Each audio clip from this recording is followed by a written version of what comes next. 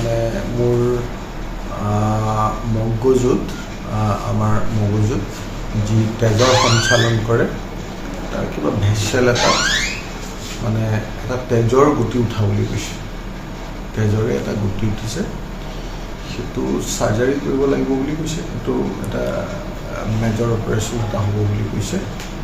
আৰু GMC কৰ্তৃপক্ষই জনোৱা মতে এইটো অসমৰ বাহিৰত হ'ব লাগিব, কিন্তু কাইলৈ MRI এটা কৰাৰ পাছতহে বস্তুটো কনফাৰ্ম হ'ব। গতিকে কাইলৈ MRIটো কৰাৰ পাছতহে মই বিষয়টো সম্পৰ্কে ফাইনেল জানিব পাৰিম। কিছু সময় পাছতে মুখ্যমন্ত্ৰীও আহিব আপোনাৰ খবৰ ল'বৰ কাৰণে। মই এতিয়া মাত্ৰ আপোনাৰ প্ৰিন্সিপাল আৰু ডেপুটি ছুপাৰিণ্টেণ্ডেণ্ট আহিছিলে, তেখেতসকলে ক'লে যে ইয়ালৈ মুখ্যমন্ত্ৰী আহিব, তাৰপিছত পুলিচো আহিছিলে ইয়াতে কিবা ৰুম চুম চেক কৰিবলৈ, মই তেতিয়াহে গম পাইছোঁ। খুব কম দিনৰ ভিতৰত আপুনি বাহিৰলৈও যাবলগীয়া হ'ব পাৰে।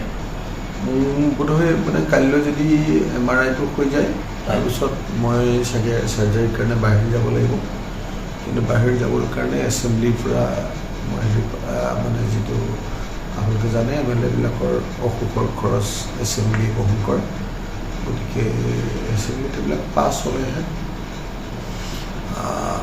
এইটো অনুমোদন হ'লেহে মই যাব পাৰিম। এইকেইদিন আপুনি উপস্থিত থাকিব নোৱাৰিলে, হয়তো মোৰ দুখজনক মানে মনটোৱে বেয়া লাগি আছে যে খুব ইম্পৰ্টেণ্ট এছেম্বলি এখন, বহুত ৰাজনৈতিকভাৱে বহুত বিতৰ্কিত আৰু গুৰুত্বপূৰ্ণ এছেম্বলি এখনত মই অকণমান সময়ৰ কাৰণে উপস্থিত থাকিবলৈ পালোঁ, দুদিনৰ কাৰণে, বাকী 3 দিন উপস্থিত থাকিবই নোৱাৰিলোঁ, সেইকাৰণে মনটো বেয়া লাগি আছে।